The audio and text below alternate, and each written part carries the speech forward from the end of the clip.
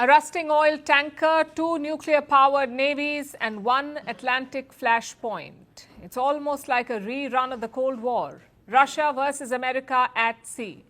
A short while ago, the US military completed a risky operation. They seized a sanctioned oil tanker, a ship that was flying the Russian flag, a ship that was supposed to be escorted by Russian submarines. I know it sounds like a dangerous flashpoint, so let's look at the build-up. Last month, the US imposed a partial blockade on Venezuela. They banned sanctioned tankers from the region. If any sanctioned ship came close, the US would seize it. Since then, 2 such vessels have been taken, the Skipper and the Centuries. But a third ship eluded them, and that's the Bella 1. This ship is around 24 years old. It tried to dock in Venezuela and load up oil, but as tensions rose, it fled. The US Navy then tried to chase this ship through the Atlantic, and that's when something strange happened. Until then, Bella 1 was an obscure vessel. No clear owner, no clear flag, no clear jurisdiction. Basically fair game for the US Navy. But as it fled the Caribbean, the ship registered itself as Russian. The crew painted a Russian flag on its side, and they renamed the vessel from Bella 1 to Marinera. So suddenly, this stateless ship became a Russian ship, meaning it now had Moscow's protection. And that's why Russia has reportedly sent a submarine to escort this ship safely to Murmansk. That's a port city in the Russian Arctic.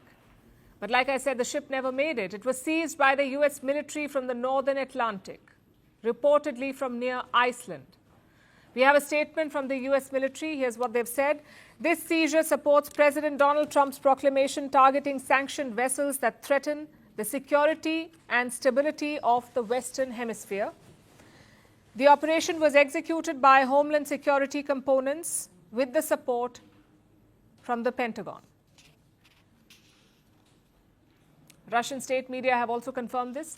Moscow had warned the US against seizing this vessel, yet Washington went ahead. So what happened to the Russian subs? We'll have to wait for the official statement from Moscow. Maybe the naval support did not reach the ship. Maybe the US did not care. Either way, this is a very dangerous incident. It makes you wonder what's so special about this ship. And right now it's empty. It's not even carrying any oil. But for Russia, such ships are very important. You see, after the Ukraine war, the West cut off Russia from global shipping. Western tankers won't carry Russian oil, and Western companies won't insure it. So what did Moscow do? They turned to a global dark fleet. These are ships which are more than 15 years old. They have no clear owner, no clear flag, and no insurance. There are more than 1,000 such ships in the dark fleet, and these ships ferry sanctioned oil, whether it's Russian or Iranian or Venezuelan. And for Moscow, this dark fleet is important. It keeps their oil revenue intact. And for the Americans? For the Americans, it's leverage against their rivals. Both Iran and Russia use the Black Fleet. So if Washington can crack down, they can put pressure on Moscow and Tehran. Hence this intense maritime chase. Now, just to be clear, this does not mean that Trump has a problem with sanctioned oil. He has a problem with who buys it. Take a look at his latest announcement on Venezuela. Trump says Caracas will give 30 to 50 million barrels of oil to the US. That's sanctioned Venezuelan oil. Let me quote from what Trump has said. This oil will be sold at its market price, and that money will be controlled by me as President of the United States of America to ensure it is used to benefit the people of Venezuela and the United States.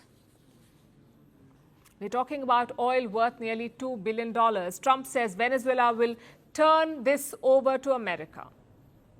It's not clear what that means. Is Venezuela selling the oil to America, or is the US seizing this oil? That part is not clear yet. Also, where will this oil come from? Venezuela produces around 1 million barrels per day, but since mid-December, they have not been able to export it, meaning they have millions of barrels ready, some in storage and some loaded on ships. Most of this oil would have been sold to China. Instead, it will now be sent to America. Trump will then sell this oil in the world market, and he will personally control the proceeds. Doesn't sound fishy at all. As of now, Venezuela has not responded to this claim, but China is understandably angry. The United States has brazenly resorted to the use of force against Venezuela and demanded that America first be applied when Venezuela disposes of its own oil resources. This is a typical act of bullying, a serious violation of international law, and a grave infringement on Venezuela's sovereignty that also severely undermines the rights of the Venezuelan people. China strongly condemns this.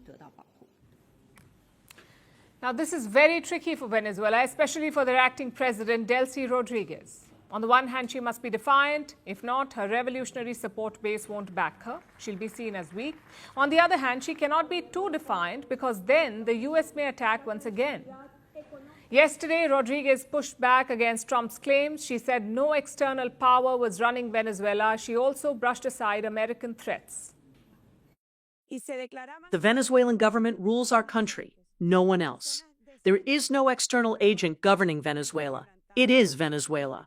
Personally, they threaten me. I say it. My destiny is not decided by them. It is decided only by God. That is my answer. Let's look at the big picture here, and you'll see how absurd it is.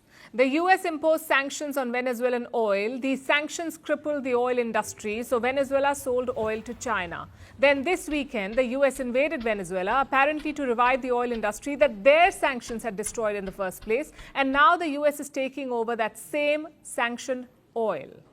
Make it make sense. The fact is, Trump's actions have opened the floodgates of chaos. The impact won't be limited to the Caribbean. It has already spread to the northern Atlantic, with a risky seizure and possible retaliation by Russia. The world doesn't fit in boxes, so why should your news? From battlefields to negotiation tables, from internet outrage to real-world injustice. The conversations everyone is having and the ones they're avoiding. It's the same show, but this new year, First Post America gets a new look. I'm Kerry Johnston, and this is First Post America.